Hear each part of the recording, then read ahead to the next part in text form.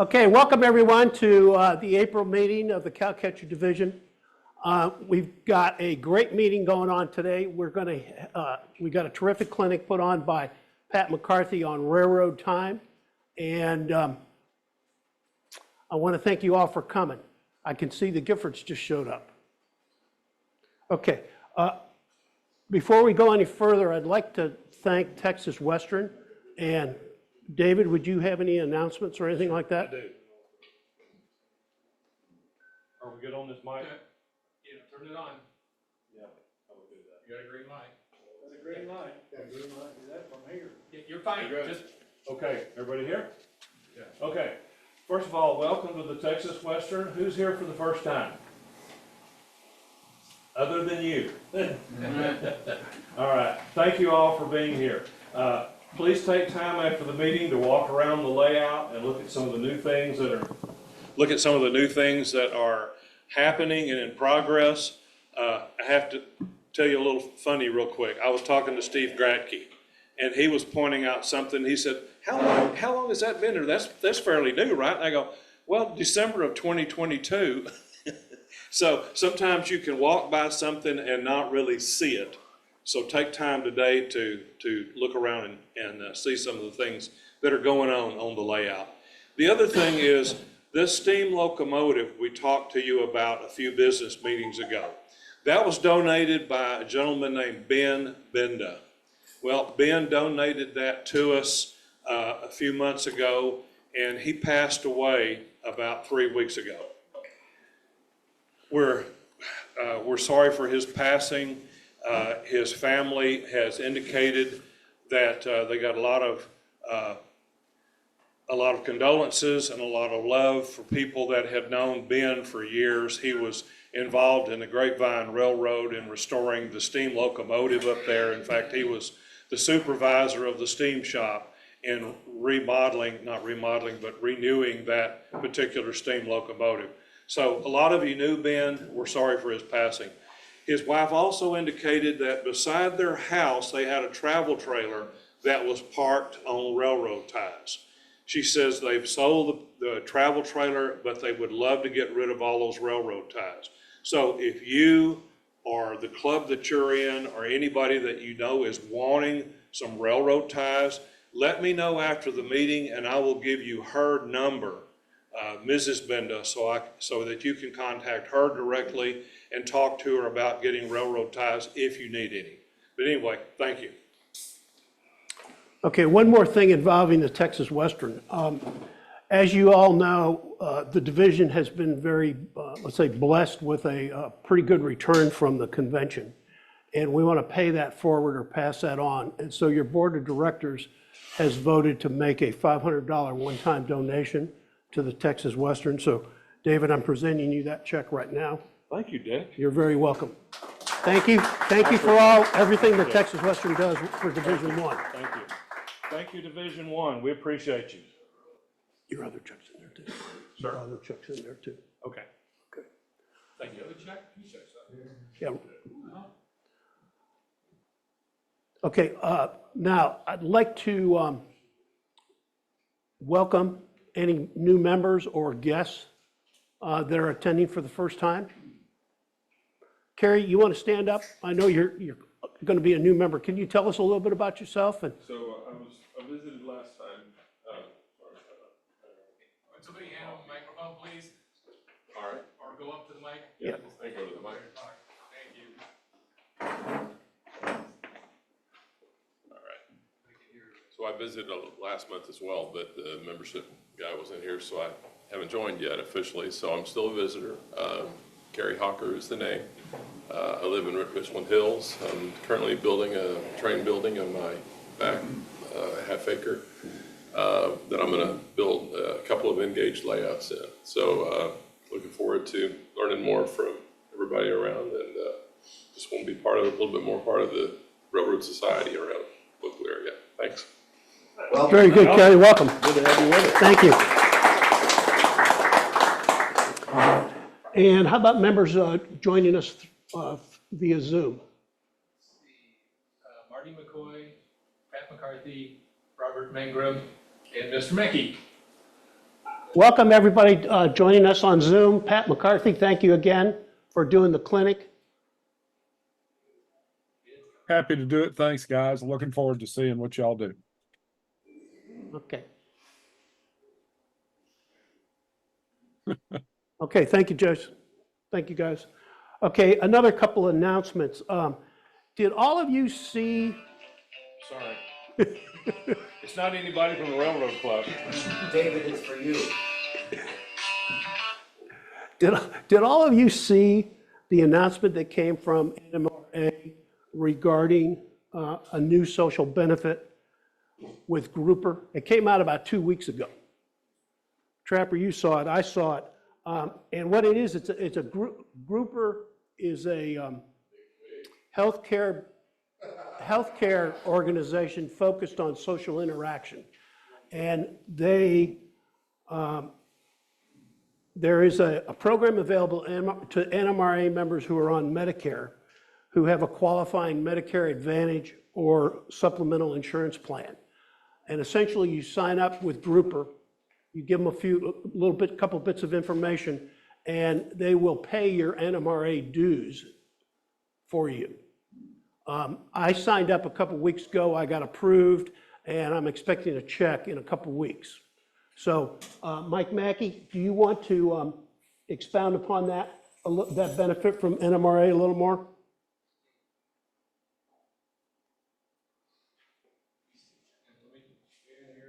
You can hear it, Mike. He's on mute still. Unmute yourself. Unmute yourself. There we go. Okay. I apologize for not being there as the meeting started. They got a bicycle race going in my neighborhood. It's taken me an extra half hour to get out of my neighborhood this morning. Thanks for recognizing me, Dick. Let me, guys, a lot of folks thought this Grouper thing was a scam and they just kind of deleted it and went on because there's so much spam and scam going on in emails, but it's actually very legit. You're going to see more and more information about it coming from national. Grouper is actually funding all of the printed material to get the word out for us. They've already written a check to the NMRA for over $1,000 just for signing up. So it's very legit. Now, in order for you to qualify, you must have a Medicare.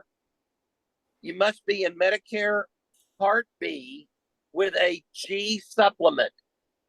And your G supplement provider must be affiliated with Grouper. Some are, some aren't. I don't know. And so it's whether or not your supplement provider is affiliated with Grouper. But you just got to call and check it out. I know they pay for bowling leagues. I think Trapper, they're already doing your bowling league, right? Or bowling dues. Yes, yes.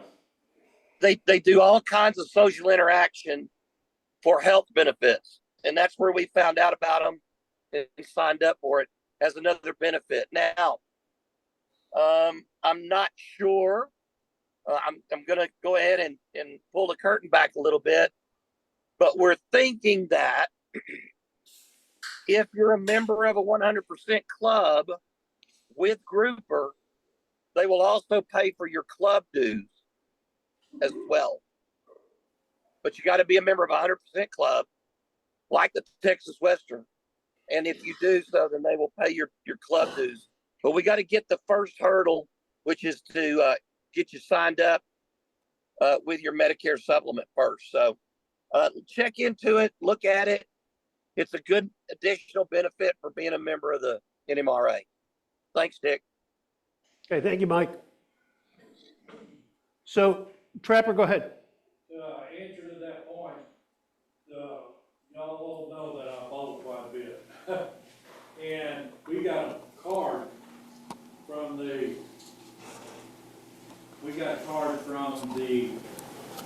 it's called E-Power at the beginning, and now it's called Grouper. And they sent us a card and explained everything. As Mike was talking about, some people thought it was a scam. But I finally got Turn it on, Trooper. Trapper, turn your mic on. Just below Not the bottom, just the top one. Got it. Can you hear me now? Perfect. Yeah, why don't you start over, Trapper? All right. As you know, I bowl quite a bit. And well, should change that. All the people that bowl in leagues and stuff received a card from a group called E-Power. Well, in the process, they changed to Grouper, and everybody, like y'all, like we talked about, that people thought it was a scam.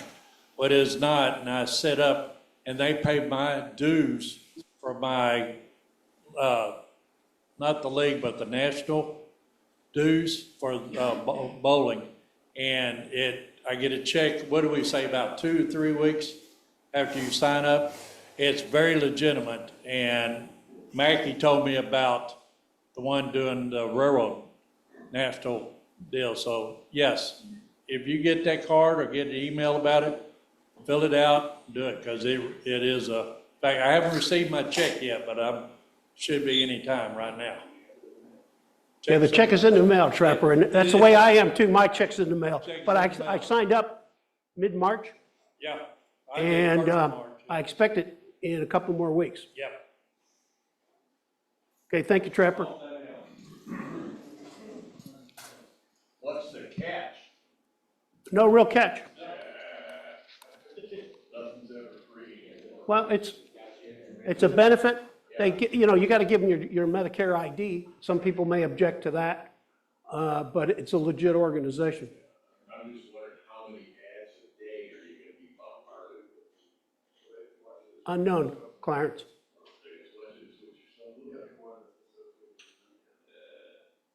Okay, let's go on. Chris Mahan, it could not make it today, but he said Russell may have an update on Pay It Forward. Anything, Russell? Are we good? We're good. We're just gonna go over a few things just to, get an update a little more where we're at and where we're headed. Thank you. We're just gonna discuss the status of where the modules are and what we have going on. It should take 10 minutes. So you're going to do that after the meeting, is that After the correct? meeting, After the meeting? Okay, that's fine. Now, David Grine has...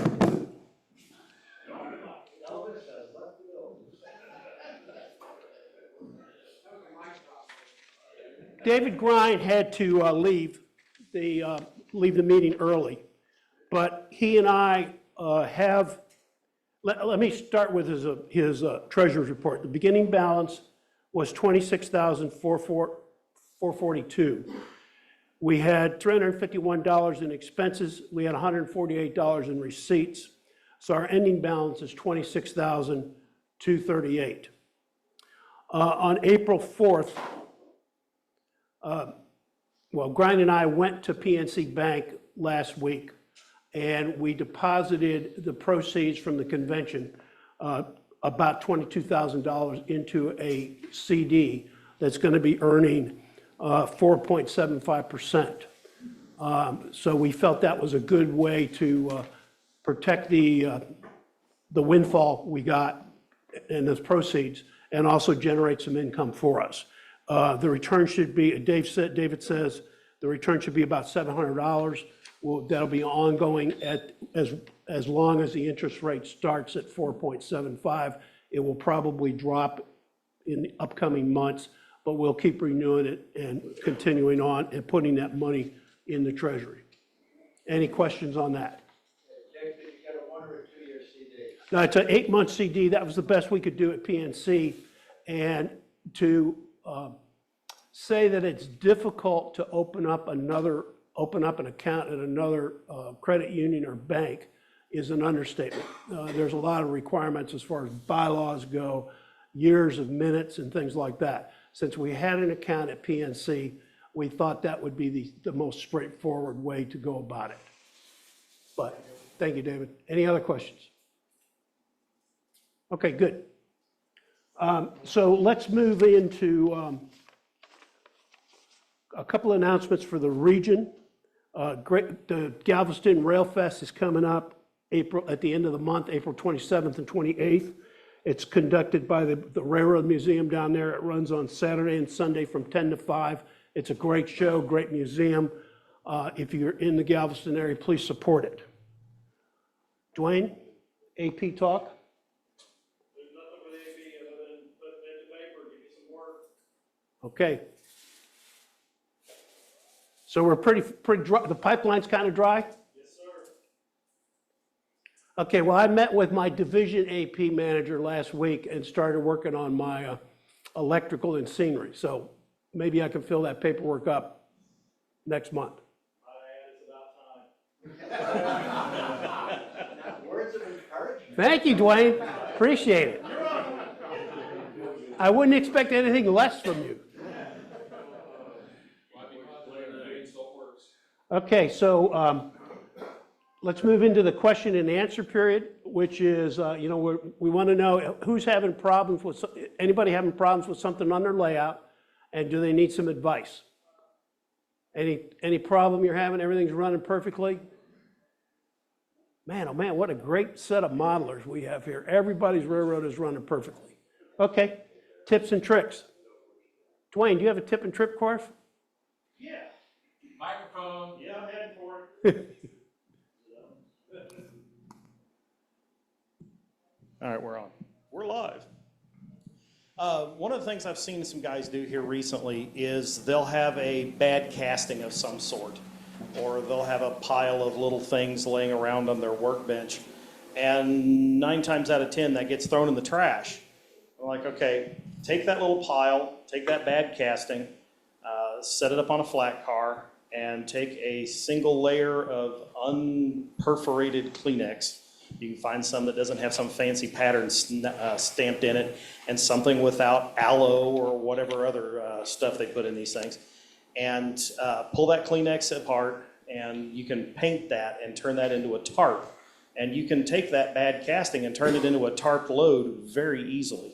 Even a stack of junk can become a really nice looking tarp load on a flat car or on a loading dock of a building or inside of a building. If you got, especially if it's just, it's a really odd shape or something like that, you can tarp that thing and have it sitting on a skid and have it sitting inside the doors. Makes a wonderful detail part, and it costs you nothing. It's leftovers. So give that some thought next time before you throw something in the trash. Thank you, Dwayne. David Crumpton. Yep. Let me get this right. Okay. Hello? At the last business meeting, or the last Division I meeting, I made a comment that in one of the upcoming months, we ought to have a clinic on airbrushing, because I was very, very frustrated with my airbrush. And I thought, well, instead of waiting on a clinic to happen, I'm going to go on the good friend of every modeler, YouTube. So I went on YouTube and I started looking at videos. And it was like a light bulb moment for me. Something so simple that has helped me through my problems, so I thought I'd share it with you. Even though you buy paints that say airbrush ready, this modeler says don't believe it. Most of the time they're too thick, and that's why they won't spray through an airbrush. It clogs up. And I said, well, that's my problem. I pick up an airbrush, I put paint in it, and nothing comes out. So I tear it apart, clean it, put it back together, still no spray. So I was very, very frustrated. So this one particular modeler showed something that I think is so simple and so amazing. Maybe you've already found it, but to me it was new. Even though the paint says airbrush ready, and I'm talking acrylics, but it also goes for the oil-based paints too, like True Color and those kinds of things. But what this guy showed was just a little plastic cup like this. And I ordered me a slew of them off of Amazon so I'd have them out at my workbench. These are just stirring sticks. You could use any kind of plastic stir or whatever you want to use. He said, okay, now this is a paint that's supposed to be airbrush ready. And he put a little drop on a pallet and scooped it up and just touched it on the inside of the cup, and it just sat there. Did not run down. He said, that's too thick. He said, what I'm going to do is I'm going to put a little thinner in the cup, add a little paint, and I'm going to start stirring it. And when I can touch the inside of the cup and it runs down immediately, he said, now you're at the right consistency. And I thought, well, that's what I've been doing wrong all the time. I expected these paints right out of the bottle to be ready to airbrush, and I didn't want to add thinner because I really didn't know how thin it was supposed to be, and I didn't want it to be runny. But if you just touch it, it immediately starts to go down to the bottom of the cup. That's the right consistency. So I put some in an airbrush, and I've done several sessions, and everything works perfectly. So that's the tip that I've got for you. Try it if you're having trouble. You'll love your airbrush again. Yeah. Jeff? You mentioned True Color. The problem with True Color is that it's thinner as acetone. You put in that cup and you will have a bottomless cup. I didn't. So I must be, well, I have some other cups that are the clear plastic is what I got from Amazon. So that may be why I dodged the bullet. I have some clear cups. I didn't think about the acetone eating it, or maybe I mixed it so fast I didn't have a chance to eat it. Acetone will melt any plastic cup. Will it? Okay.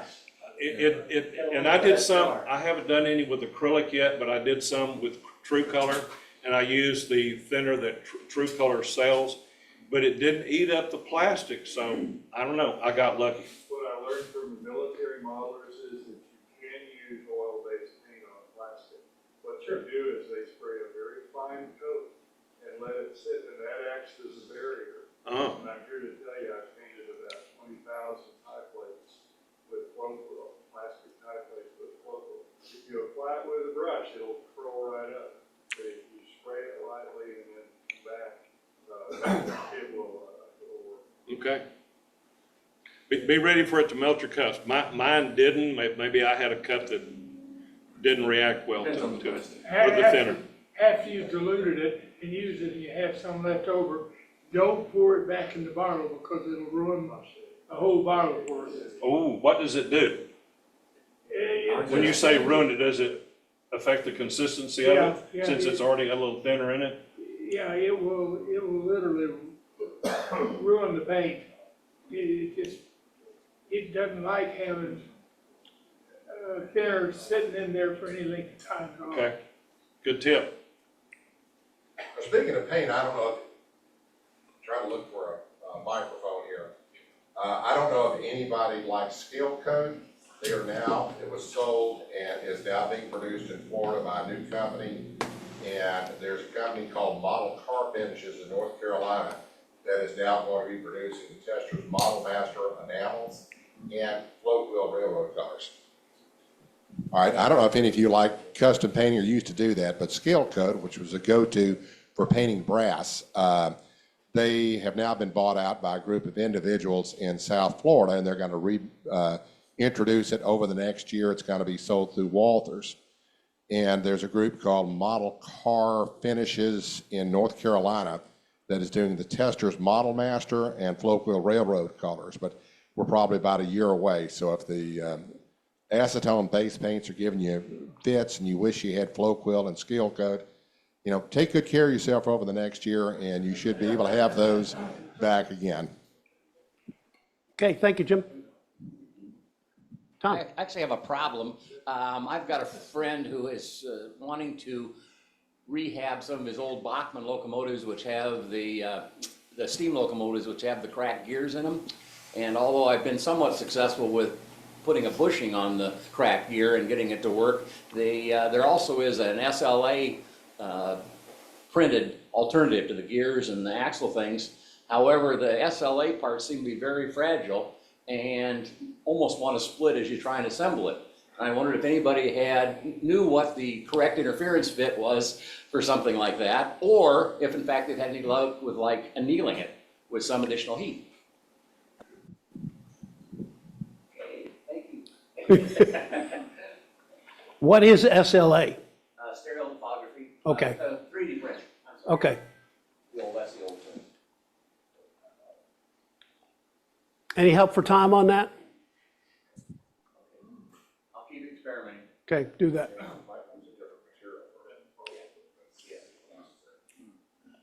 Okay, anything else? Eric?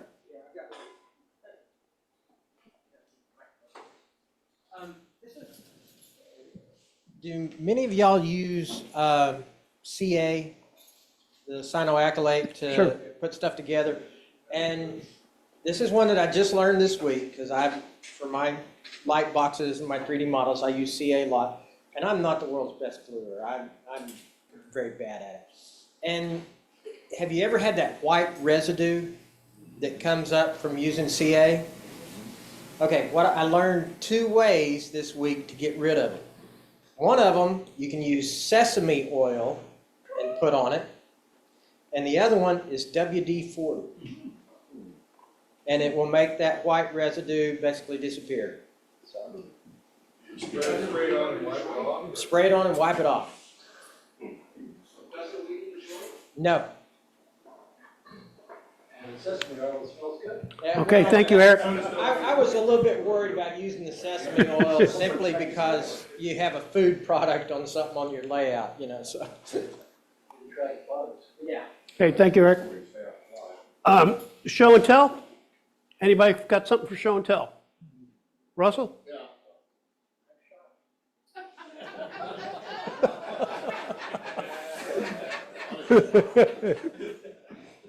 About 2 trade shows ago, we were doing model building at the booth. And I kind of cobbled, this is a narrow gauge engine house. I don't know what I'm gonna do with it, because nothing I have fits inside of it. But I'm already thinking about Louisiana in 25 for the next convention, so I'm trying to come up with some ways to weather siding where it looks like it's faded, like a whitewash is faded off. I don't know if we got the camera or not. And I'm wanting opinions on this just as much. I wanted to, if it'll show up on there or not. Let me flip it around this way. It'll show the top the way I'm wanting to look. I'm trying to bring out wood grain, where when you're looking at it, it looks like it's faded down. And this technique is, what I did was I stained, see the inside of it, that makes it look horrible. I stained all the siding. And then I came back with acrylic paint and lightly brushed it. But then I used a reactivator on the ink stain, and it started bringing the grain up through the paint. And I'm not sure if I like this or not. It looks a lot better in person than it does on TV. But anyway, it's a technique I'm working on, because some of the buildings I want to do that are going to be scratch built, I want to be able to show that they're aged with the wood and grain where it has more realistic look to it. So anyway, that's just pretty much what I've been working on. Like I said, we built this whole structure in about 2 days at the show, when we were demonstrating on how to build models. And I'm trying to figure out, so I'm looking also for ideas and opinions. So please, if you see something you like it, don't like it. And another thing I'm using on like roofs. Guess it really brings out crazy looking colors for what it really is. I found a craft paper that's kind of wrinkled, where it looks like old felt paper. And of course I prime it, then sand it, prime it, or paint it and sand it. And I got some powders, and I've got the one before kind of holding it down. But I'm wanting opinions on this roof as well, which y'all think that looks realistic, or if it looks what it looks like. And kind of does, if you look at an old felt roof, they're not flat. They're wrinkled and got all things going on. That's the inner structure of it. But anyway, and also looking for ideas what to do with this thing. Nothing fits. Thought maybe make a tractor repair or something like that. But anyway, that's my latest little quandary I'm dealing with right now. You mentioned the India ink reactivator, what's that? I know, yeah, it's alcohol ink, but you can buy it at Jerry's Artorama. I use it for staining all my woods and stuff. You use alcohol ink, you put it on, you gotta leave it set for 3 or 4 days for it to dry. But they have a reactivator. So if you're doing blending with different colors, trying to blend them together, it reliquefies the ink and makes it reflow. So I tried it putting the barrier with acrylic paint, because I wanted that wood grain to come back up through the paint, like it's faded whitewash or faded paint. And it takes time. Took me about 2 hours or so to get one side down, kind of wash it down, because you gotta, what happens is when you hit it with a reactivator, the paint comes loose. So you gotta constantly be cleaning your brush. Because other than that, you're just starting to spray this real opaque paint over the top of it. So there's a lot of process to get it worn down. So I'm trying to get something that looks like it's probably hadn't been painted in 40 or 50 years, something like that. But I want to be able to see that grain, because you look at an old barn, it's had paint on it, and it's kind of faded off. You could clearly see the wood grain behind it. So it's an attempt of trying to age something in 2 hours. 40 years in 2 hours. So, but yeah, that reactivator will liquefy that ink below and then pull it up through the paint. What do you say reactivator? Is that alcohol or? No, it's actually called reactivator. Oh, really? It's a little bottle about yay big, and it says ink reactivator. Where do you get it? Hobby shop? Jerry's Auto Autorama. Yeah, Jerry's Autorama in Plano, not Plano. Dallas at Preston Road, 635. You can order it online too. Amazon sells all this stuff as well. But there's a difference between alcohol inks and India ink. It's a big difference. Yeah, it's heavier. It's got more pigment in it, and any color in the rainbow they got. In fact, if you saw my train station, the copper-looking light stands that are on it, light posts, that's all done with copper alcohol ink, and it looks like old copper when you're done with it. It's a great product. It's you just got to be patient with it. And if you're doing wood and you stained it, you got to take a little bit of, I'll take the jeweler's file and sand my corners just a little bit so the glue sticks real well. If you don't, it doesn't bond as well. But other than that, but anyway, that's my latest mess. Okay. Thank you, Russell. Thank you.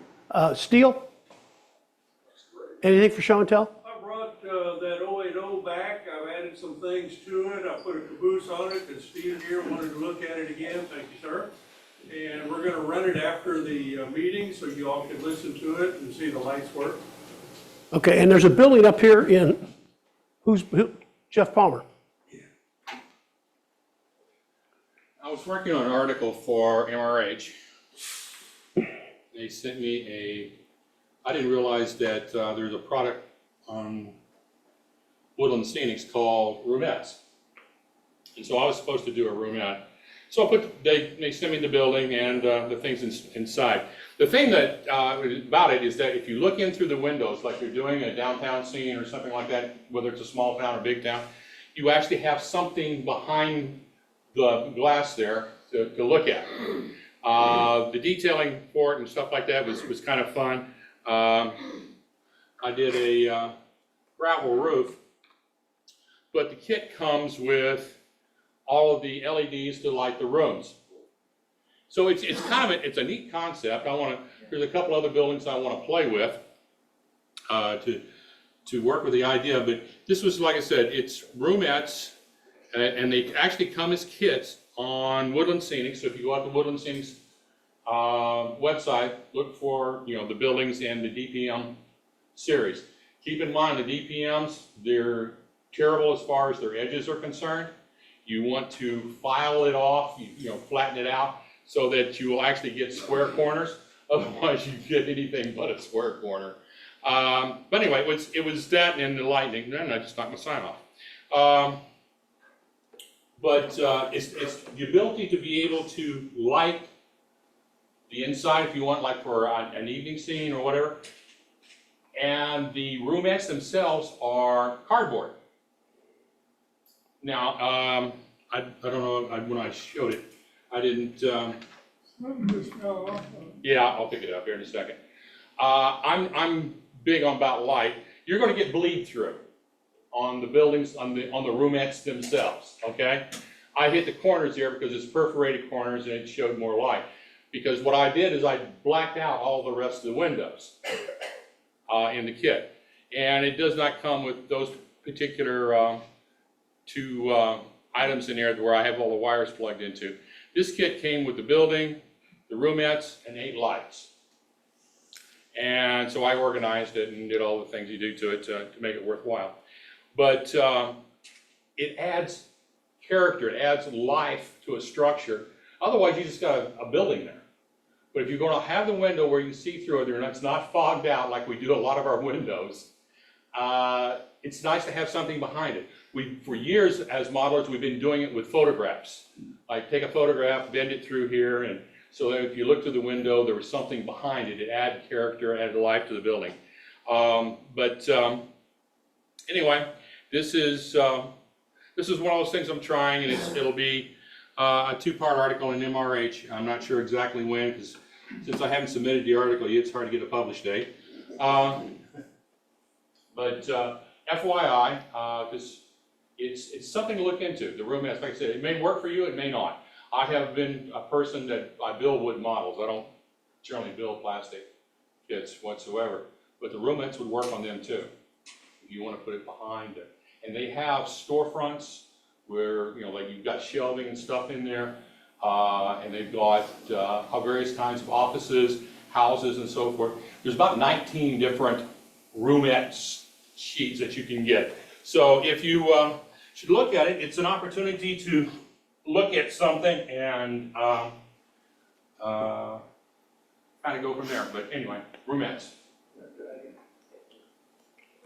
Okay, thank you, Jeff. Okay, any more for show and tell? Mike?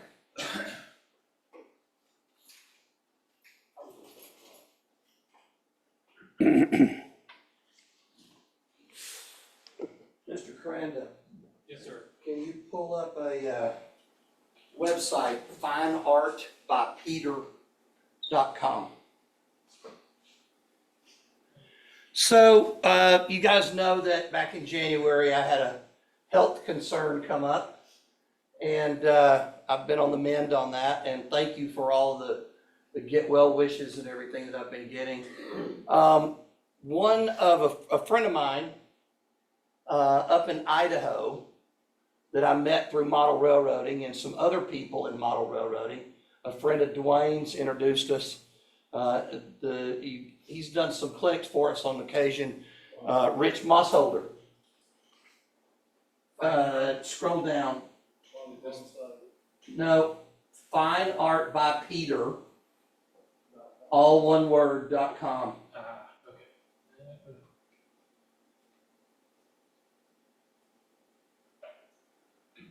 Rich Mossholder's done some clinics for us remotely from Santa Rosa, California, and he's got a friend by the name of Peter Laughlin.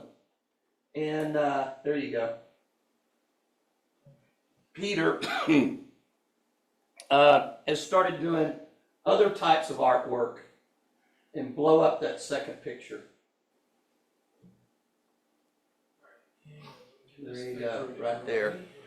So, unbeknownst to me, he went online and found some photographs of my railroad, my model railroad. And he painted this original painting. Wow. And from one of the photographs of my railroad as he would see it if it was in real life. And that's the picture right there on his art site now. This is a 12 by 9, and it's autographed and everything, and it talks about everything on the back. He did it in acrylic.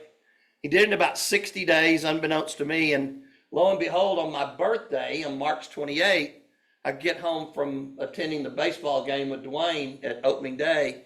I got a package, and I opened it up, and it's this beautiful piece of artwork right here. One of the things that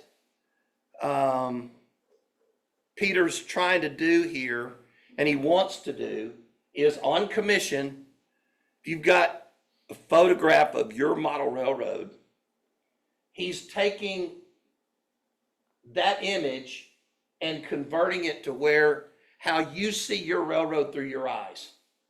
Not necessarily a prototype photograph, but how you see your railroad and how you're trying to depict your railroad. Go back one, David. The very first picture there, going across the bridge. another friend of ours out of Gerald Mabry that some of you have met at different conventions. He painted this picture for him. And the information and the detail that he does is just stunning. Every time I look at this, I find more detail. And he's added things.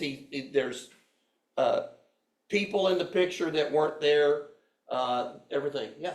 Is that the original size that he works to, or is it shrunk down? This is he painted on this. So that's the original. This is the original, right? But he does paintings in all sizes, so. But as you can see, he does really beautiful work. If you're interested, contact Peter through his website right here, and he will give you, if you've got some stuff. I know he's doing 2 other commissions right now since he did this. So he's working on those, and Peter's just a great guy. Thank you, David. That's awesome. Looks nice. Okay, very Isn't that good. gorgeous? Very good. I'm gonna leave it up here in case you guys want to see it. Yeah, it's incredible. Jim, you want to talk about the, your survey here and stuff and pass it out? I'll help you pass it out. Okay, we're going to be passing out a survey here. There've been a lot of requests for different kinds of programs, and we have we have some pencils that are in that little zippered thing up there. I'm a professor, and I learned a long time ago that nobody ever brings a pencil when there's anything to fill out. But anyway, y'all can start. Well, David, why don't you pass that around? but anyway, we had some idea. We've got different requests for different kinds of talk. Some of you may actually have some stuff that you can do as a talk that would be really fabulous here. Thank you, sir. And we got a lot of people in the group that actually have a lot of talents that people say, I didn't know that person did that. I didn't know they knew about that. And it's just kind of like, and we're trying to get some different sorts of programs over the next year or so that you all would like and you'd be excited about coming to participate in. And we're going to try and get those together and, and try and get you something that you would probably like.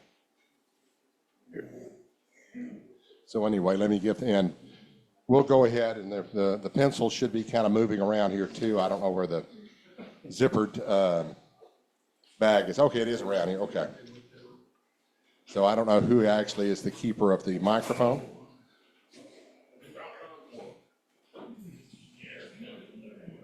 Well, when we work out.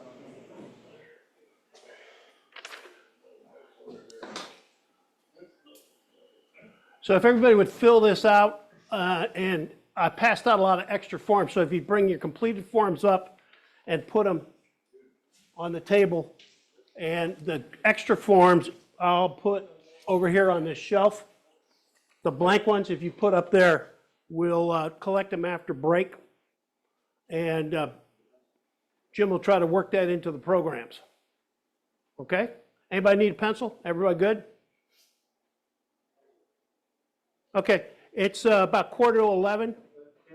Before we start, I have a question for the group. Yes.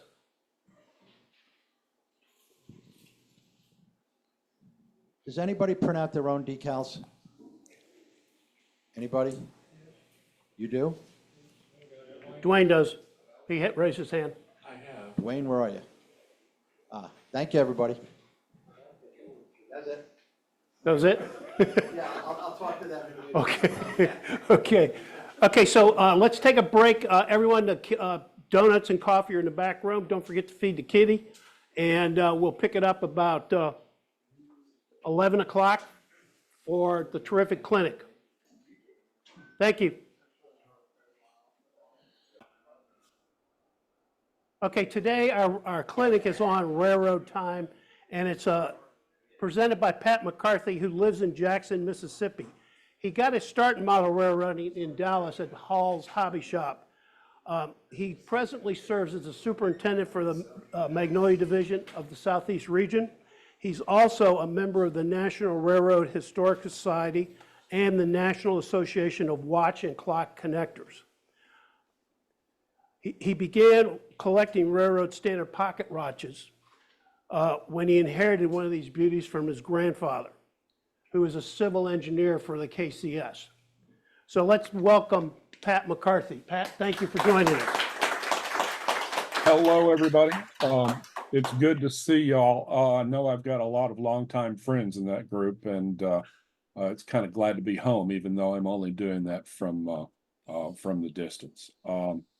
Let's get started here. I'm basically here to tell y'all a story. But first, we need to try and get a handle on what we're actually talking about. Let me show you my first watch. My grandfather passed away in the late 60s, and one of the legacies I received from him was this beautiful Hamilton 992B, and I cherish it to this day. But this was what got me started in collecting railroad pocket watches, and of course at the time I didn't know much about them. It was just a watch to me, and as time went by, and I got heavily involved in trains and model railroading, this became more important for me to find out what I was looking at and what I had, and basically I learned so much about it that it became a topic that I would share with other people, and it became a clinic. So I learned the story, and I want to pass that on to you. But first, I think we need to get a handle on what we're actually talking about. So what is time? Let's try a definition. I'll read from Wikipedia, and since this isn't a real classroom, we probably get away with referring to the internet. However, I urge all true scholars in the room to wisely seek primary resources. Hell hath no fury, as a professor scorned. So I'll read. Time is the continued sequence of existence and events that occurs in an apparently irreversible succession from the past through the present into the future. It's a component quantity of various measurements used to sequence events, to compare the duration of events or the intervals between them, and to quantify rates of change of quantity in material reality or in the conscious experience. Time is often referred to as the fourth dimension. It's long been an important subject of study in religion, philosophy, and science, but defining it in a manner applicable to all fields without circularity, what is time? Well, it's time, has consistently eluded scholars. Nevertheless, diverse fields such as business, industry, sports, the sciences, and the performing arts all incorporate some notion of time into their respective measuring systems.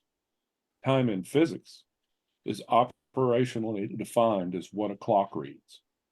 And that brings us to our story. The date is April 18, 1891. The place is the Lakeshore and Michigan Southern Railway Depot at Kipton, Ohio, 40 miles west of Cleveland on the main line to Chicago. It's late in the afternoon, just before 5 p.m. Train number 14, the fast mail, is highballing eastbound from Chicago to Cleveland. Train number 21, the Toledo Express, on the same trackage, is several miles in front of the fast mail and slowly headed west to a siding at Kipton. The Express's engineer and conductor both know their train must be in the siding by the time the fast mail arrives. They both believe they have 7 minutes to make their run and clear the main. Unfortunately, the run itself would take all of those 7 minutes. There was no time left at Kipton to take the whole. The crash occurred at the Kipton station. It was violent enough to kill the engineers of both trains and the fast mail's firemen, as well as 6 mail clerks in the RPO of the fast mail. In the aftermath, scrutiny was focused on the pocket watch of Edward Bacon, the engineer of the express that didn't make the siding. According to the official report of the Commissioner of Railroads, the trains collided sometime between 4:52 and 4:54 p.m. Here's his account of Engineer's watch. On April 22, 4 days after the accident occurred, Engineer Bacon's watch was found by one of the section men while clearing debris away from the east of the passenger station. It showed that it had stopped at 4:41 and 30 seconds. I was informed that it was not run down, and as to whether it was stopped before the train left Oberlin, which is a point east on the main, or from some other cause at the time of the collision, he couldn't say. Tradition through the years has placed blame on Bacon's pocket watch for the disaster at Kipton. Ostensibly, Bacon's watch had stopped, then restarted, causing the watch to lose 4 to 9 minutes or so. This allowed Bacon to falsely believe he was on time on his way to Kipton. Nobody really knows the truth of all this, but the legend has persisted. Of course, after such a tragic accident, the railroads had to do something. The public, even Congress, demanded action. Kipton marked a turning point in railway safety, thanks in large part to a watchmaker turned pocket watch case salesman turned Cleveland jewelry store owner named Webster Clay Ball. He's our hero in this story. Webb Ball owned and operated a popular and profitable jewelry store on what is now 3rd Street in downtown Cleveland. Many of Cleveland's railroad executives, as well as their employees, shopped with Ball. Due to this familiarity, the Lakeshore and Michigan Southern Railway executives reached out to him to investigate the railroad's time management, as well as the instruments, the watches and clocks, which were used to accomplish that function. Ball's findings were astounding. He found there was almost no practice requiring accurate timekeeping instruments, and that often engineers and conductors were using dollar watches to maintain their timetables. I'll talk about dollar watches a little later in the presentation. There was no regularity in the use or any observed inspections. The railroad engaged Ball to fix all this, and fix it he did. In the course of 20 years, Ball established nationwide conformity to standards for watch and clock quality, not only with the Michigan Southern, but also with most of the Class I railroads in the United States and Canada. Ball set up a company called Railroad Time and Watch Inspection Service, which eventually partnered with jewelers in almost every city in the country in the inspection of railroad standard watches and clocks, and inspectors traveling the country checking on the condition and timekeeping ability of almost every railroad man's watch in the business. This was a big deal. But we'll come back to all this later. Remember, every good story needs a hero, and Webb Ball certainly is ours. Let's take ourselves back to, say, 1840. In those days, watches were fairly expensive pieces of jewelry, usually only carried by the well-to-do. By the time railways became a prevalent method of transportation, not really much had changed. Each town had its own timekeeping, usually established by the phase of the sun, with a clock on the bank or on the city hall or on the depot showing what time it was. Each town had its own time, and a railroad timetable was a difficult thing to manage. Most railroads developed a method of regulated time by sending tones over their telegraph lines, setting a base time for every day. Supposedly, all the railroad men consulted the depot clocks to set their watches, if they had them, to stand to the railroad's timetable. By 1880, most major railroads had some sort of primitive time rule in place, but those rules often were completely out of sync with all the other railroads. But the wheels of industry and government were turning to solve all this. During the period after the American Civil War up to about 1890, numerous government, academic, and scientific institutions in the United States have developed or proposed plans for standardizing time across the country. However, due to the advancement of the Industrial Revolution in our country after the Civil War, and the relatively slow advancement of the concept of rail travel, these plans were slow to catch on with the government. Finally, in the last 2 decades of the 20th century, the idea of standardizing time came to fruition. Congress passed in 1882 an act authorizing the president to call an international conference to fix on a common prime meridian for time and longitude throughout the world. In mid-October 1883, a convention of railroad executives met in Chicago and agreed, based upon the recommendation of the 7th International Geodesic Conference in Rome earlier that month, to implement 5 time zones across the North American continent, using a prime meridian set at Greenwich, England. Astronomers and railroad executives began to lobby politicians at the municipal and state level to adopt standard time. Excuse me, on the same date, write letters to newspapers encouraging editors to endorse the plan and draft orders for trainmen explaining how to put standard railroad time into effect. The U.S. Naval Observatory would telegraph Western Union the precise moment when noon would occur on the 75th meridian west of Greenwich, England. As a result, Western Union would start selling time signals to customers from that point onward in accordance with the standard time. This was to be known as the Day of Two.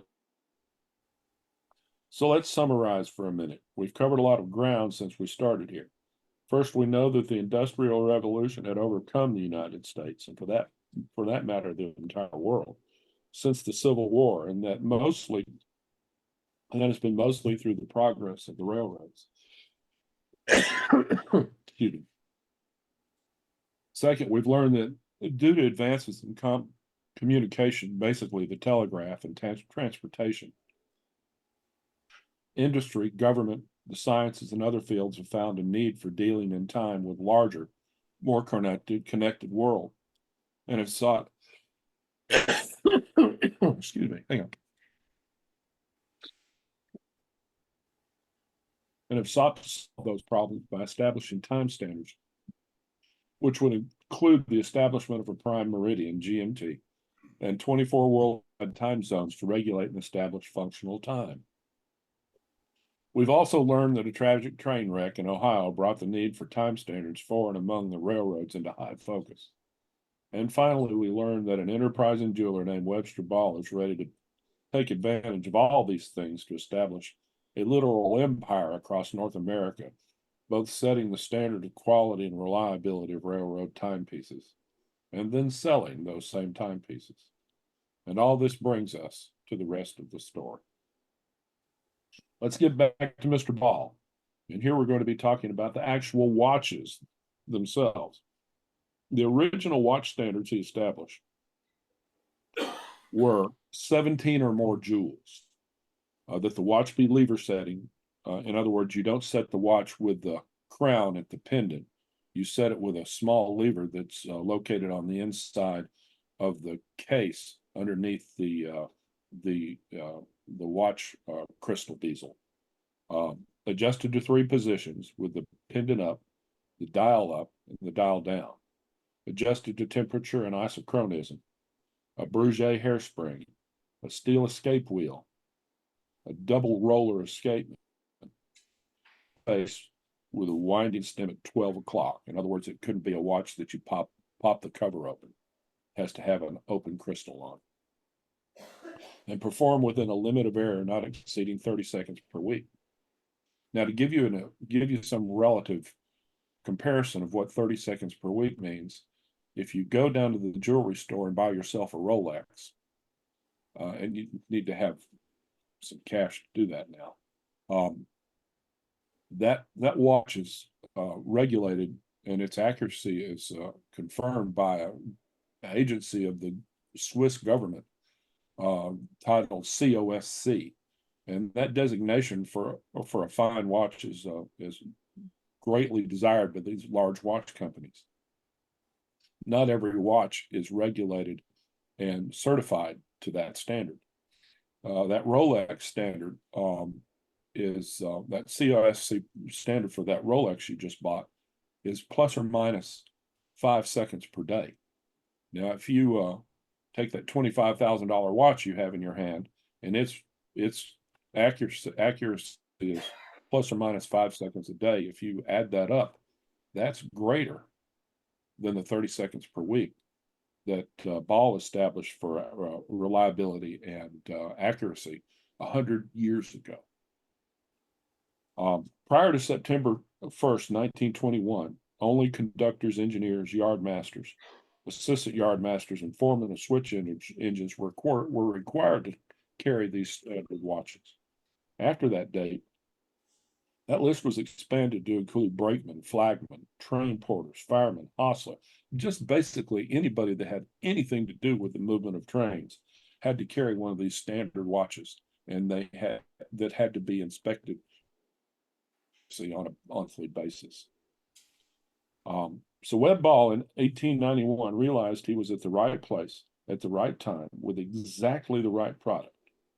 Well, at least the idea of the right product. Watches at that time were sold as pocket watches. The wristwatch wouldn't become a marketable item until after World War I, and then only in small market niches. It took World War II to make the wristwatch a common item.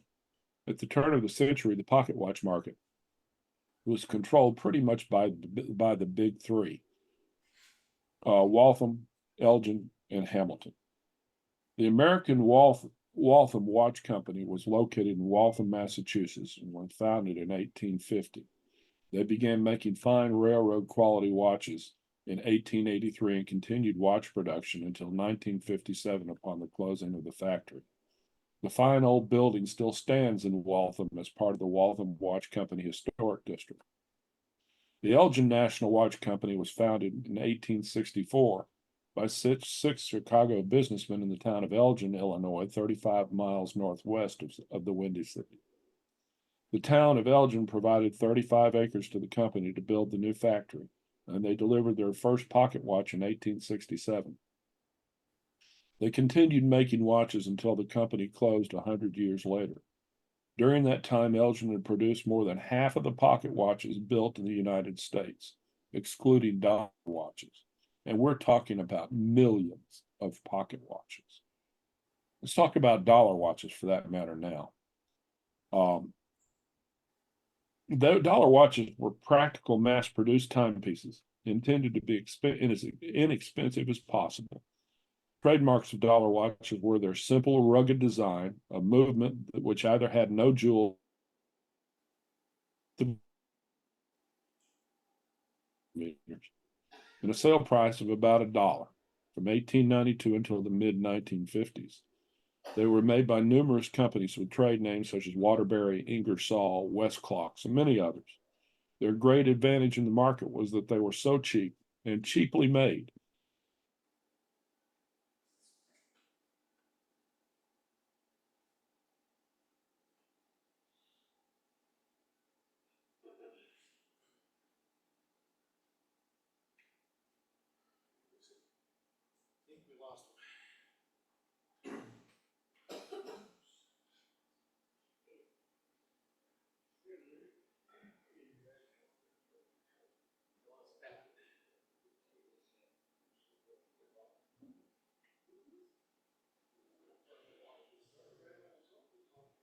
Did we lose him, David? Yeah. He's online, but I got no audio. Here he comes.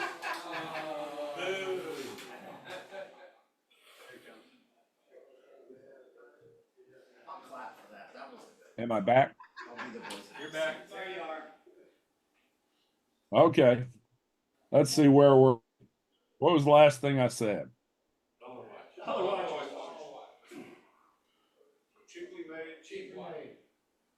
Or were you all asleep? Yes. We were asleep. We were talking about pocket watch. Let's go to Hamilton.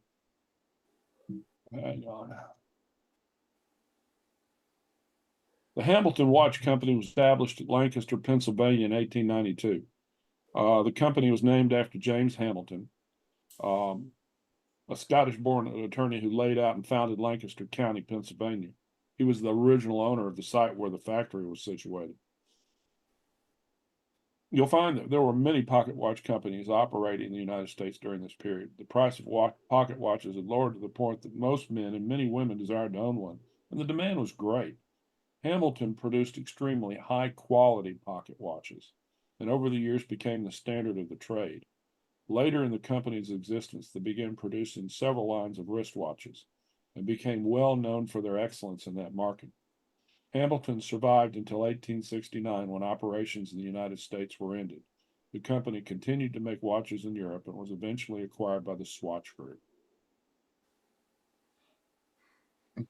Now, I'm going to focus on these three companies primarily. However, there are many more companies making fine watches, including railroad watches: Illinois, Hampton Duber, Howard, Columbus, South Bend, Rockford, U.S. Watch Company, and others.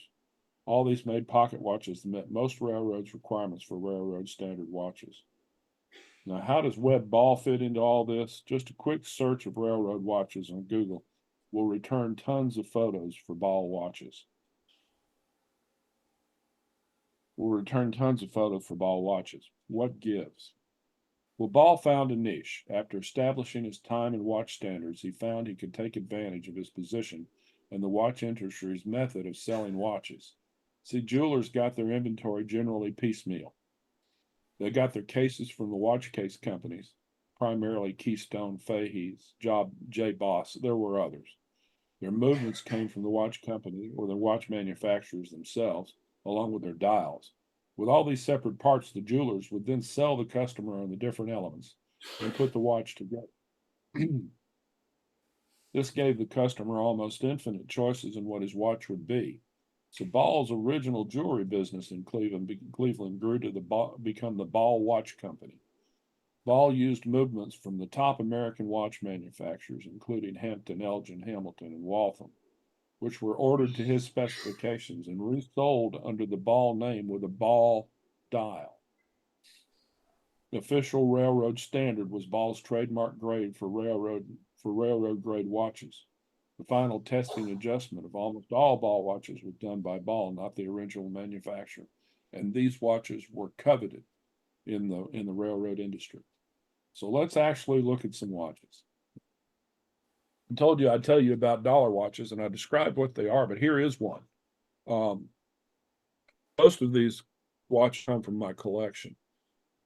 This is a dollar watch called a Scott, made 1924. Has a very primitive looking movement. You can see it's got a stamped steel plate with an open mainspring and a brass escape wheel with a brass hairspring. Instead of screws, it's got rivets. It's a pretty basic watch. The most amazing thing about this watch is that it's 100 years old and it runs almost perfect time today. It's a surprising piece of equipment. I think when I got this 20 years or so, it was probably new old stock, but it runs well today. Let's go to the Spectrum, the 950. It's a high grade Hamilton watch. It's built in 1926. It has 23 jewels and it's in a Keystone J. Boss 10-karat gold filled case. You can look at the movement and you can see the difference between this, the high grade manufacturer of this movement, as opposed to the watch by Westcloth. For instance, this watch had 7 separate plates on it. These were all steel and they were engraved.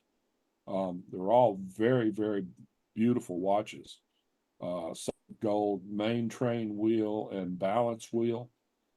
This is a beautiful, high quality, very accurate watch. Here's another one. This is an Illinois Bun Special. It's a premium watch made by Illinois.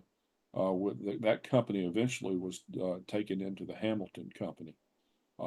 Illinois made this watch with the name of Bun on it. The Bun was one of the founders of the Illinois Watch Company. This watch was made in 1915. It's 19 jewels, and it's in a J. Boss 14-karat white gold case. And you can see the back of this watch is finely engraved, as is the case itself. It's a beautiful watch.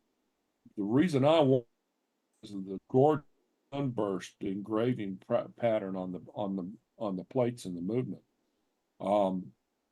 This is called damascening in the watch world, but the various watch manufacturers engraved their back plates in such a manner that identified their watches. You could look at the back of the movement of a watch without knowing who made it, and without seeing who made it, and you'd know whose watch it was.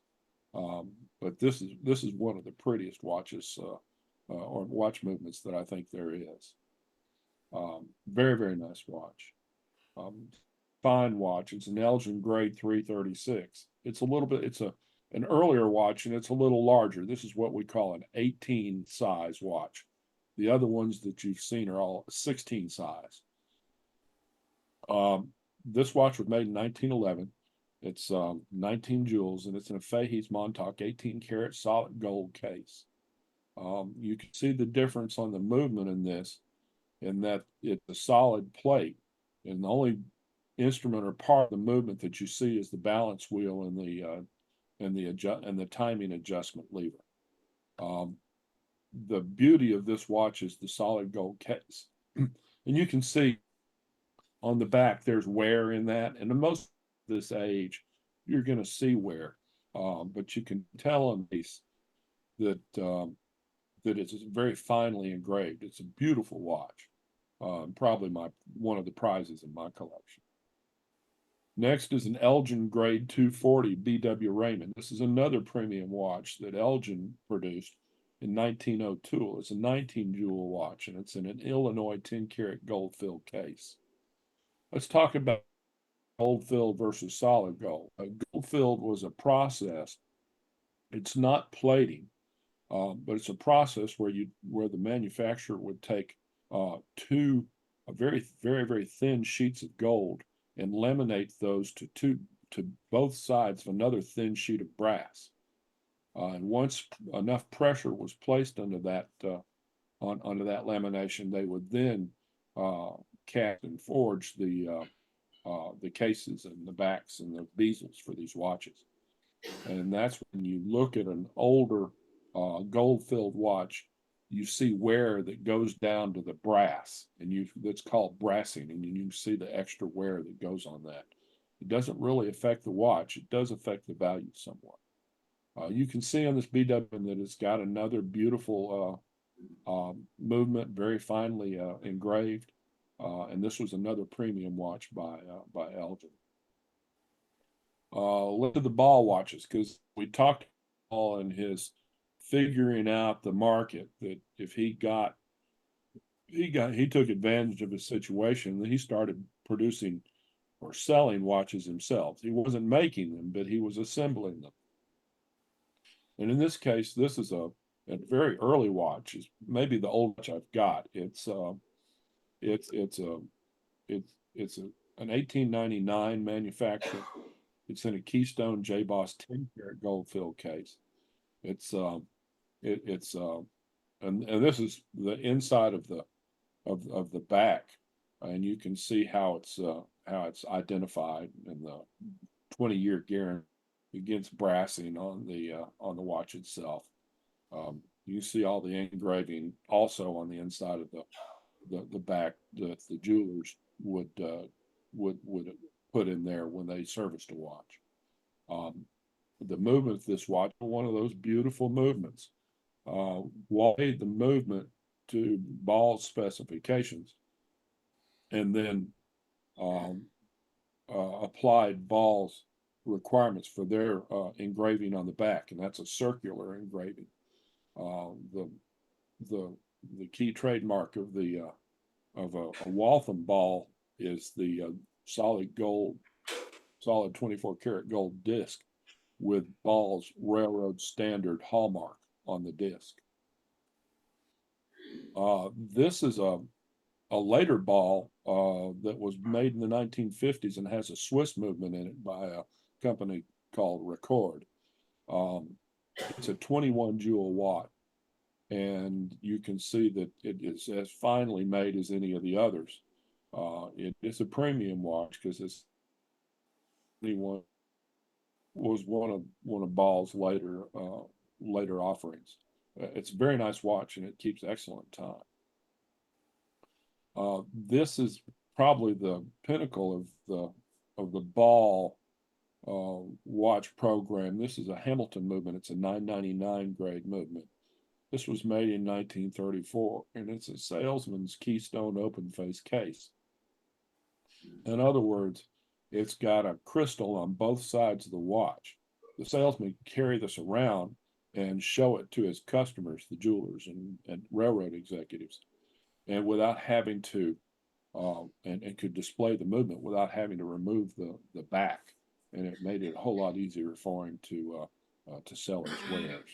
Premium watch, probably the best watch that I have, and the best watch that Ball ever sold. And you can't talk about keeping without talking about these wall clocks that were all over the country. And these were called regulators. And every day the train master or the telegrapher in the depot would get a tone at a specific time telling him what time it was.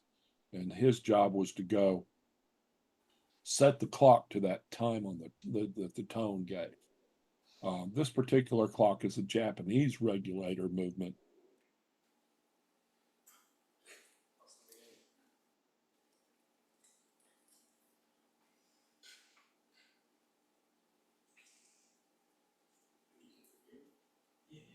He's coming back.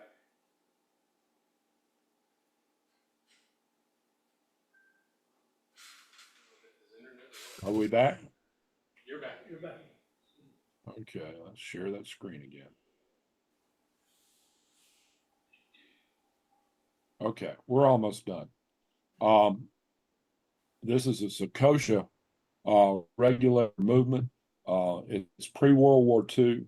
It's key wound. You see that there are two places on the dial of the clock to wind it. The winding location on the left is to wind for time. Winding on the right, put the key in the face, would wind for the sound. These watches would sound a tone at various intervals, usually every hour, every half hour, sometimes every quarter hour. This clock has 13 jewels and is an extremely nice piece. This is out of Mike Mackey's collection. So is this wristwatch.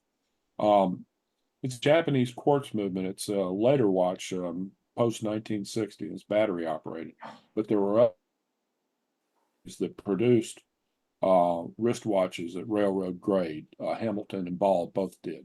And in the later years, it was a whole lot easier for a railroad man to carry or use a wristwatch than it would be for a pocket watch.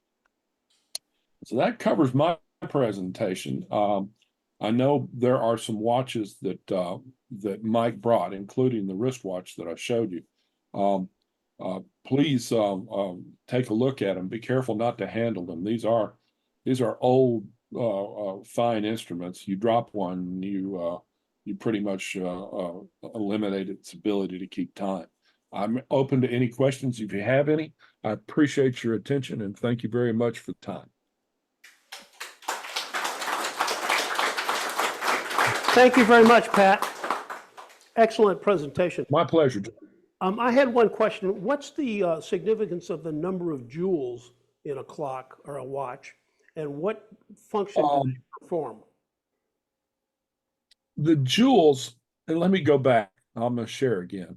Let me go back to one of the watches and just get a movement up here. This is Hamilton Ball 999. The jewels are located at balance or pivot points on various different parts of the watch, and they were usually located where the gears had a spindle on each one, and on both ends of that spindle, or shaft, the jewel would be used to allow that spindle or shaft to continue operating steel. And these were all manufactured jewels, mostly rubies, sometimes sapphires. The jewels were harder than the steel, and so the jewels would establish the ability to maintain longevity as well as a perfect pivot point or balance on the watch. They were very often, the jewel counts very often would go up. Right now, a Rolex watch being built today has 26 jewels in it. Most of them, I think the highest number of jewels I have ever seen in a pocket watch is 23.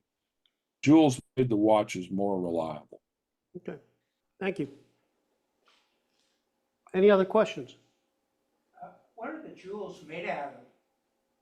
They were, I think he said rubies. Rubies.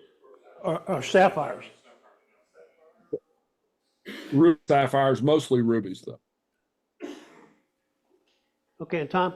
How often did they have to wind the watch? Did you hear that, Pat? More How- often than not, you'd wind the watch. Yeah, I did. More often than not, you'd wind the watch daily. Now, it was against railroad rules for a watch owner to open the case and reset it. The watch, because they were so accurate, the watch owner was prohibited by rule from resetting his own watch. It'd have to be reset by a watch inspector. Now, watch inspectors were prevalent people in the railroad business, and they were all over the place. So normally 2 or 3 jewelers in any one town that were certified watch inspectors. Steele, question? Pat, how did the American time zones rate when they were created to the international time zones? Now, say that again, Steele. I didn't get it all. Okay, how did the American time zones correspond with the international time zones as when they were created and how they lined up? That's a 2-hour presentation, Steele. All right, I withdraw the question. No, that's all right. It's a good question. In this presentation I made in August at National last year, I included most of that. The feedback I got that most people started falling asleep when I went into that. But basically, the program was not government mandated at that time. So the scientific community had pretty much exercised control over it. Fortunately, most of the 24 time zones that were set up by the International Time Commission were adopted by most of the governments around, not all of them, but most of them. And of course, the U.S. government adopted those time zones, as did the railroads. And you got to remember, at this time in life, railroads were probably one of the principal drivers of our economy, as well as social institutions and everything else. Now, today, the media is. But back in the turn of the 19th to the 20th century, the railroads were the prime mover in life in this country. Thank you. Okay, any other questions? Jim? When did Greenwich time become the world standard? 1893. Okay, and Jeff, question? Pat, question. Yeah. Why odd numbers of jewels? I mean, each end of the spindles and so forth on the parts, that would be an even number, but like 17, 21 jewels. The balance wheel normally only has one pivot point. Okay. That would create an odd. The balance wheel has one pivot point, so that would create the odd number of jewels. Thank you. Very good. If Okay. there's only Mike one Mackey? jewel in a watch, we have a balance. Sir? Mike Mackey in the back? Pat, you might want to mention and talk about how railroad men had to have their watch inspected and the procedure and how that worked, and they had to carry their time card with them, their watch card with them and stuff like that. Yeah, that's a good question. That's a good question. Each railroad person responsible for time would of course have to carry his watch and have it with him at all times. He also had to have and carry with him an inspection card. I wish I had a copy. I don't have one right here with me. The inspection card would have to be presented upon demand, a watch inspector, and the watch inspectors were rolling around all the time.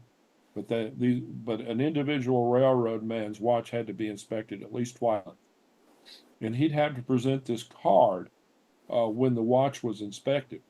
And more often than not, more often than not, a watch would require some repair, or the railroad man would physically hand over his watch to the jeweler inspector who was doing that, or he'd take it to a jeweler to have this done, and the jeweler would then hand a replacement, which was a railroad certified watch, and it was set to the proper time. And when he'd go do his run, and 2 or 3 days later he'd come back, he'd get word that his watch was his personal watch was repaired, and he'd go down and he'd swap it back out. Keep in mind, these watches were fairly expensive. That Ball 23 jewel Hamilton movement 999 grade watch in 1924 was probably over $100. Whoa, that's great. And you can extrapolate the value of that $100 in 1924 to what it would be today, and then you get an idea why X watches are so expensive. These instruments were the pinnacle of American manufacturing capability. They were the finest machines, and they were truly machines as well as timepieces. They were the finest machines that the United States industry had ever built. I just did a quick search. $100 watch now. Next. $100 back then. Right now it would cost you $1,846.50. Wow. Okay, any other questions for Pat?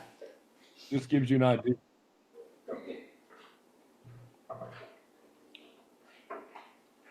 I've got a Seth Thomas Santa Fe. You switch it on? Black. Black. Yeah. There you go. Can you hear me now? I can, yeah. Microphone. Mine. Good working. I'll go right there behind you. Okay. So Pat, I've got a Seth Thomas schoolhouse style short pendulum wall clock that's got Santa Fe railroad system on the face, and it doesn't have a time service card or sticker on the clock, so I don't believe it ever actually was in a depot. But it's not particularly accurate right now, and I'm wondering if there's a general guidance on how, if it's possible to get those adjusted so that they will keep accurate time now.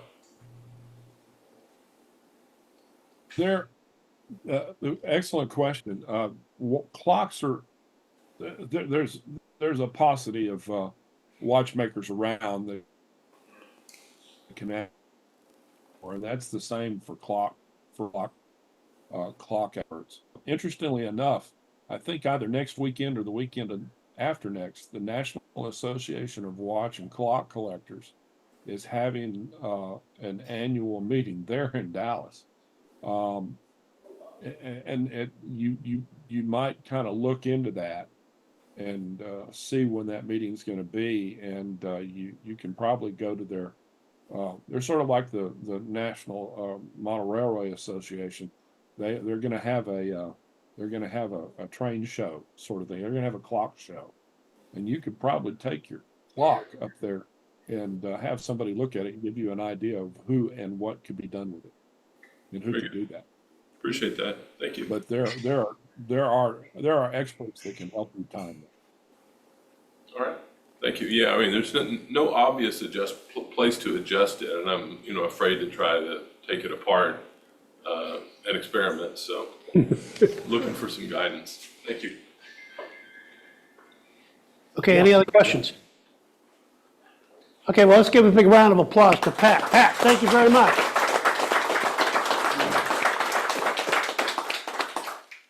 Thank you, we appreciate it. Loved it.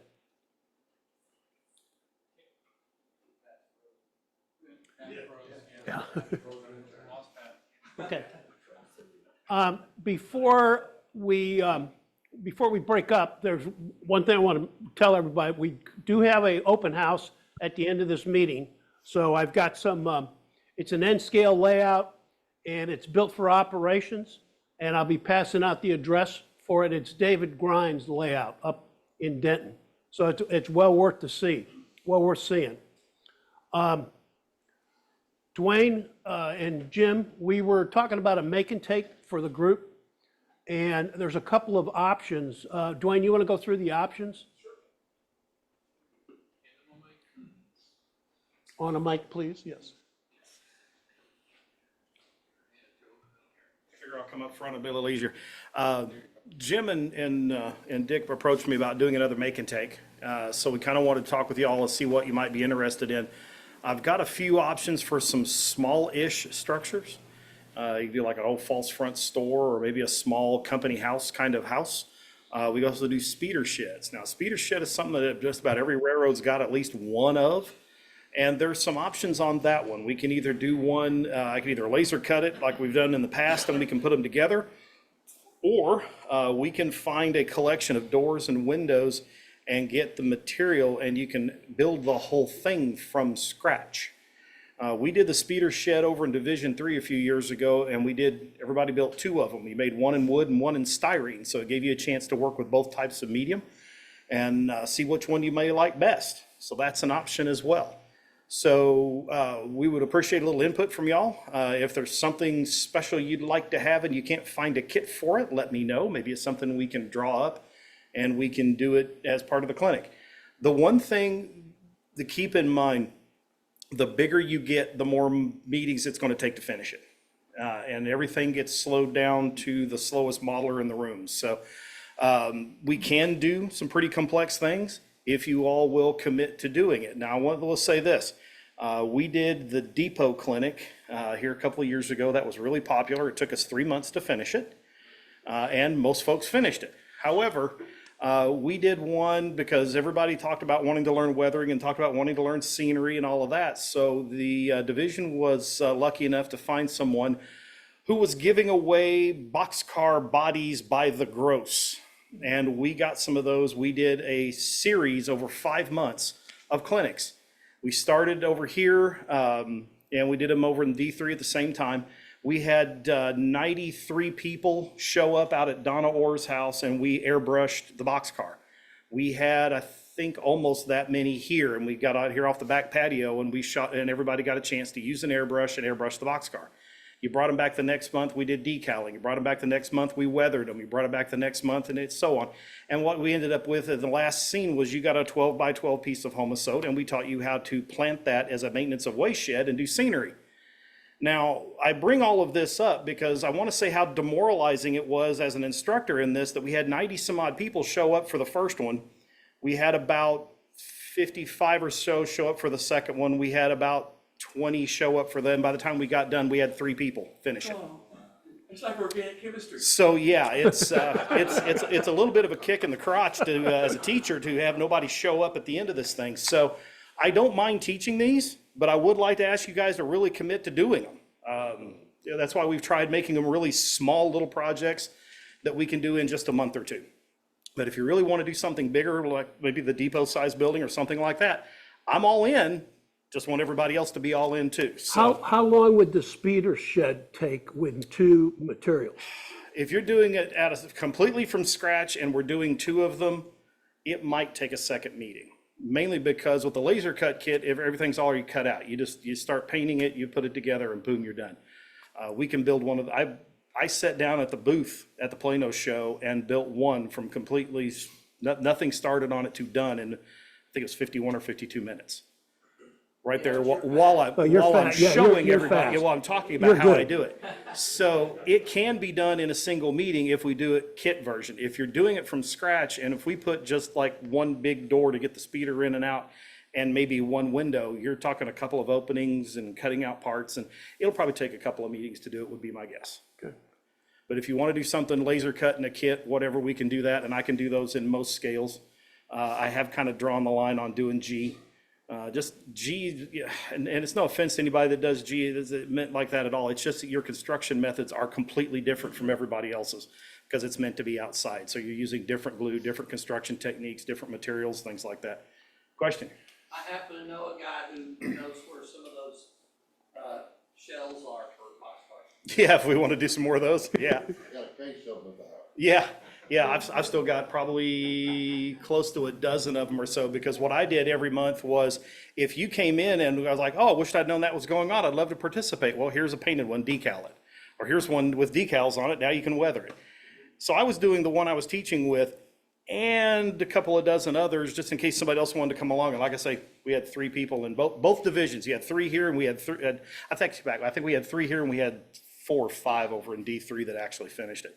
But yeah, from 180 people down to less than 10 finishing it, that was, that hurt. So we kind of have a couple choices. We got the speeder shed. We could do the speeder shed completely from scratch. We could do it laser, or we could do something like a small company house or a false front store, or again, I'm open to suggestions. If you guys want to do a freight house, we can do a freight house. If you want, I mean, ideas, what do you got? What do you need? I could use a speeder shed. Okay. Yeah. You want to do it completely from scratch, or do you want to do it laser cut? Works. If I could specify double doors on the left side and. No, laser. Okay, so let's do a show of hands for the speeder shed in laser, and then we'll ask for in styrene, and then we'll ask for both. Okay? So speeder shed and laser, show of hands. Somebody count, Jim, count. Well, that's over half.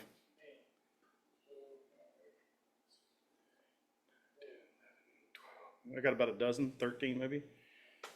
Okay, speeder shed in styrene, They're scratched. scratch, I see 2 scratches. Okay, both speeder shed in styrene and laser? Yeah, looks like laser cut wins it. All right, Okay, laser cut. we can do that. Speed, if there is a certain design you would like to see, let me see it. I've got something that I just drew up as generic, but if you've got something specific you'd like, let me know. Sir? You might also include in your instructions where they could find a speeder and or a hand car, depending on what. Yeah. Yeah. This is shed. Yeah. Yeah, that's an easy one. Discount model trains, they can order it for you. Google, but yeah, that would be a good one to have. At the National, there was someone that was teaching a class and he was providing kits. I don't know if it was the kit manufacturer or what, and they did an SP narrow gauge prototype of a speeder shed. I've got one, there were 2 extras. One of them I'm actually delivering to the guy that paid for the class and couldn't take it, and the other guy we've not been able to contact, so I built his, I'm gonna throw it on our club layout. That thing was $30 an S scale, and that's a lot of cash for an S scale for what that kit turned out to be. I'll have to look at pricing, but it's cheap. I mean, a speeder shed takes no material hardly at all, so. But we'll look at getting one cut out, and So we'll schedule that sometime in the near future, and I guess Jim and you and I will get together and decide when we're gonna do it. just kind of let me know when. Okay, August might be a little bit tricky, but September, Yeah, I think maybe September, October. yeah. Kind of let kids get back to school and all that. Yep. Yeah, that's kind of what I think, because fall of the year, it's kind of like, Summer's about to wind down, everybody's starting to settle in for the fall, and they'll kick off their modeling for the yeah, winter, for there the you fall. go. Okay, any other questions? Just to follow up on that, would you get a count for the number of each ends, how many in each gauge? Yes, Per scale, yeah, scale. Address. Gauge is only the distance in the track. Except if you're British outline. Maybe so, but it's not here, so I don't care. Like I tell my British boss, like so many other things, America had to fix it. But yes, they do refer to it that way, yeah. Not exactly right, it's like calling a tomato a fruit, but you know, whatever. Well, it's not one. Yeah, exactly. Yeah, what we'll end up doing, when we get ready to There's do a it, is couple we'll of them there, actually Thomas, if you- get everybody to sign up and say what scale you want to go in, and we'll do it from there. But we'll do everything from N to O. Where's your daughter at? She didn't get to it. I asked her, but she said no. We miss her. I told her. Probably about a mile from you. She probably can't be there. She should be here. Sign her up.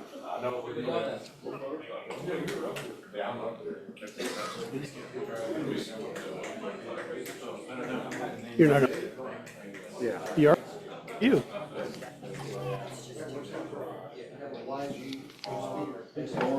No.